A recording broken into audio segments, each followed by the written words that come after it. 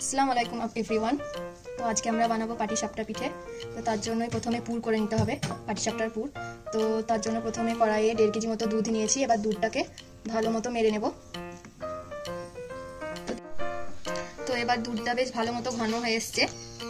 এবার এতে আমি 1/2 কাপ মতো সুজি দিয়ে দেবো।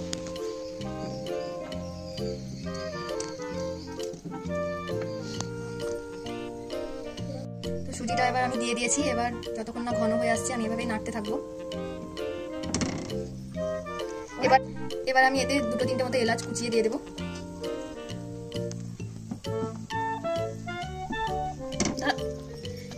এই যে এবার বেশ কিছুটা ঘন হয়ে এসছে, আরো একটু ঘন করতে হবে।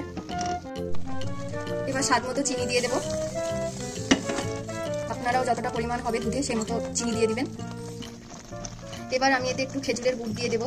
এতে কালারটাও ভালো আসবে আর ফ্লেভারটাও ভালো আসবে পুরটাতে।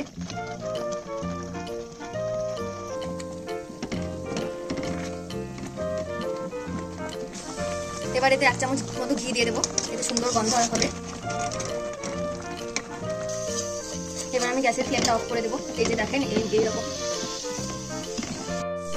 এই যে এবার আমি গ্যাসের ফ্লেমটা অফ করে দেবো এই পর্যায়ে, কারণ ঠান্ডা হওয়ার পর আরো একটু শক্ত হয়ে যাবে পুরটা।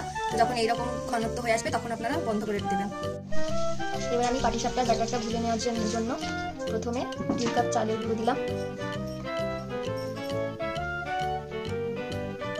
এবার 1 কাপ মতো ময়দা দিলাম আর 1/3 কাপ মতো সুজি দিয়ে দিলাম। সামান্য পরিমাণ লবণ, সামান্য পরিমাণ চিনি দিয়ে এবার ভালো করে ব্যাটারটা গুলে নেব। এবার আমি দুধ দিয়ে ব্যাটারটা গুলে নেব। এভাবে অল্প অল্প করে দুধ দিতে হবে, যতটা পরিমাণ দুধ লাগবে সেই পরিমাণ দুধ দিয়ে বেশ একটা পাতলা মতো, খুব বেশি পাতলা হবে না। মিশ্রণটা মনে হচ্ছে এখনো ঘন হয়ে আছে, আমাদের আর একটু দুধ লাগবে। তার আমি একটু দুধ দিয়ে দিলাম।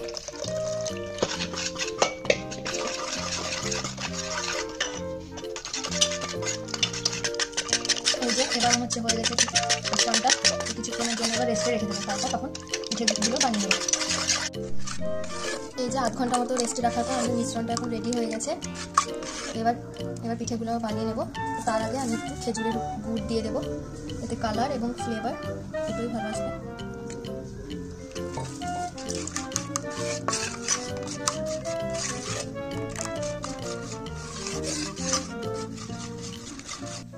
তো পিঠেগুলো তৈরি করার জন্য আমি ননস্টিকের একটা প্যান নিয়ে নিয়েছি। চেষ্টা করবেন আপনারা ননস্টিকেরই তাওয়া নেওয়া, কারণ এতে পিঠেগুলো তাহলে লেগে যাবে না, ভালো মতো উঠে আসবে। তো তাওয়াটা ভালো মতো গরম হোক, তারপর আমি ব্যাটারটা এতে দেবো।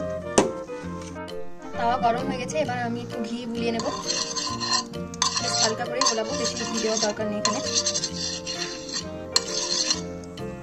তো আমার ঘি গোলানো হয়ে গেছে। এবার আমি 1 চামচ মতো ব্যাটার এতে দিয়ে দেবো। এবার আমি 1 চামচ মতো ব্যাটার দিয়ে দেবো, পুরোটাই ছড়িয়ে নেব।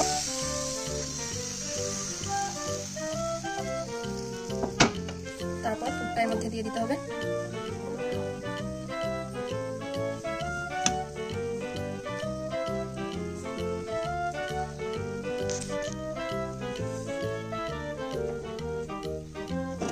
তারপর এভাবে রোল করে নেব।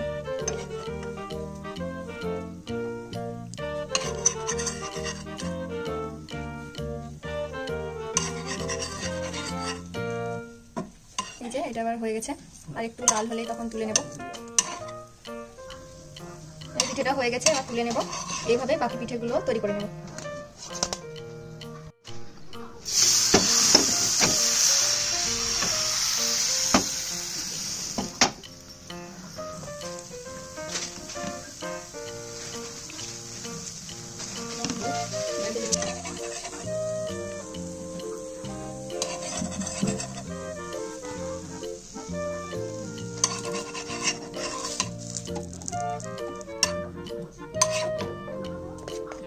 সব পাটিসাপটাগুলো রেডি হয়ে গেছে।